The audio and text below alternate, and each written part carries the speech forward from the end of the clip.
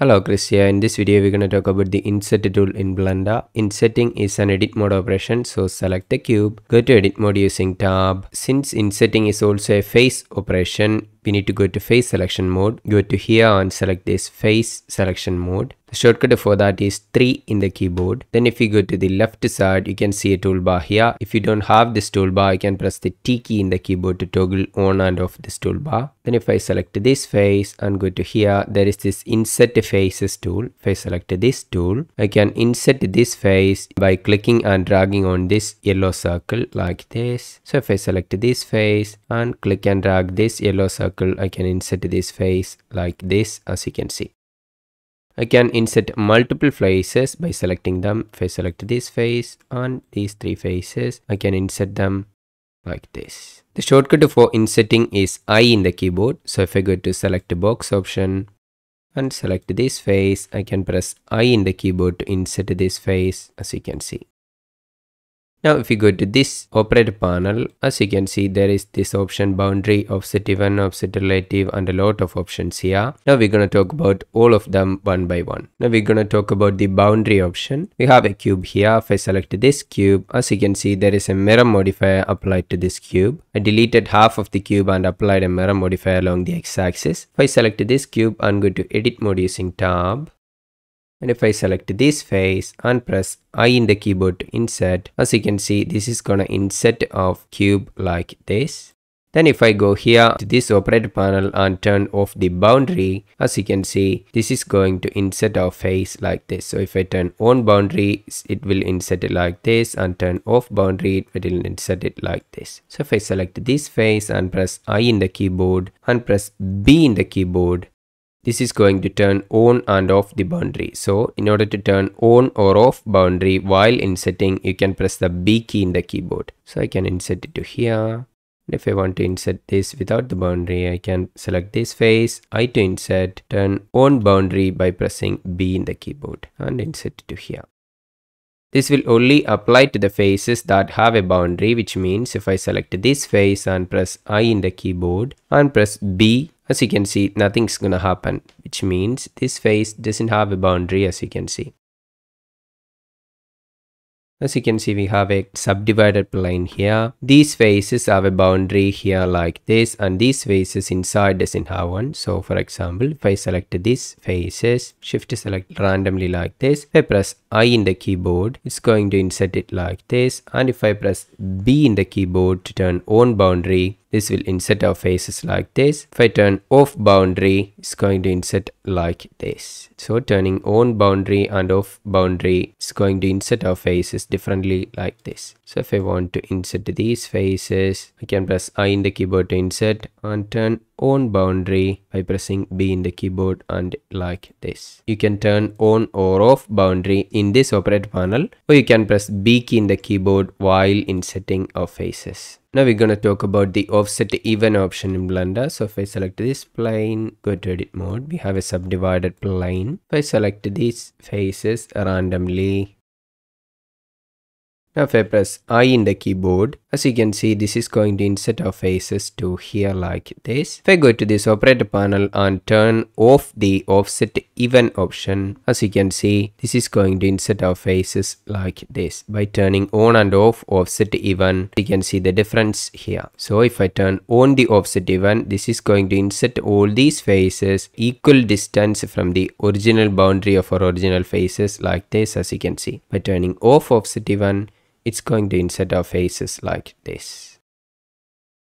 Offset relative option is also like that, but I don't have much use for it, so I'm not gonna spend so much time explaining that. As you can see, if I turn on and off offset relative, this is going to insert our faces relative to the rest of the faces like this, as you can see. Now we're going to talk about the edge rail option. We have a pyramid shaped cube like this. We go to edit mode for this. If I select this face loop using Alt and left clicking on this edge, and if I want to make extrusions in this face here, we can press I in the keyboard. This is going to insert our faces like this, as you can see. If I insert it to here and go to this operator panel and turn on the edge rail option, as you can see, this is going to insert our faces and place it along the same edges like this. So I can increase the thickness and make something like this. So I can, if I want to insert this face, I can press I in the keyboard and insert it to here. Then I can extrude a little and like this. I turned on snapping, I'm gonna turn it off. So I can insert this face, then extrude it to here like this. So if I want to insert this, Alt and left click here, I to insert. Since we turned on the edge rail option, this is going to insert it to here. If we turn off the edge rail option, this is going to insert it like this. Now we're going to talk about the outset option. I have a cylinder here. We go to edit mode using tab. And if I select this face and shift to select this face, if I press I in the keyboard, this is going to insert our faces like this. Then if I press O in the keyboard while inserting, this is going to outset our faces instead of being inserted like this, as you can see. As you can see, the outset is turned on. If I turn off outset, it's going to insert it inwards. And if I turn on outset, it's going to insert it outwards like this. Then the select outer option will select the outer faces like this. So if I can insert this again using outset option, so I can press I in the keyboard. This is going to outset our faces like this. As you can see, the outset is turned on. So I can outset it to here.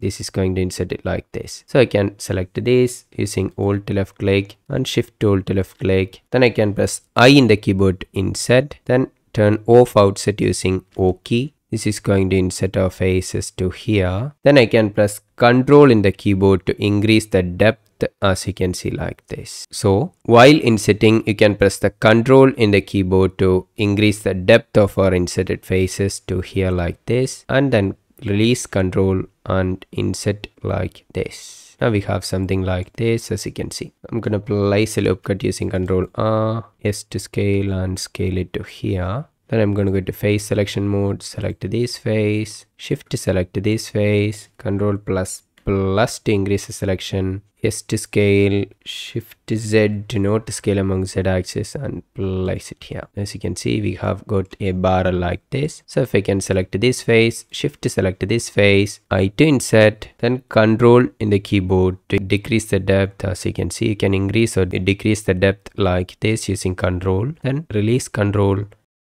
and place it here. Now we have an interesting looking barrel like this, as you can see. Now if I select this face loop using Alt left click and Shift Alt left click, I can press I in the keyboard, then press I again to individually insert our faces like this. Since I turned on the select outer, it's going to insert it here like this. Turn off outer. This is going to insert our faces individually like this. You can press I again, then Ctrl in the keyboard and place it to here like this. Select this face using Alt left click, I to insert, I again to insert not individually and place it here. Then I again, Ctrl in the keyboard and increase the depth like this, as you can see. Now we have got an interesting looking barrel like this. I'm gonna explain the select outer option a little. I select this and press I in the keyboard to insert it to here. Then press I again and insert it to like this. Then if I select the outer option, this is going to insert it to here.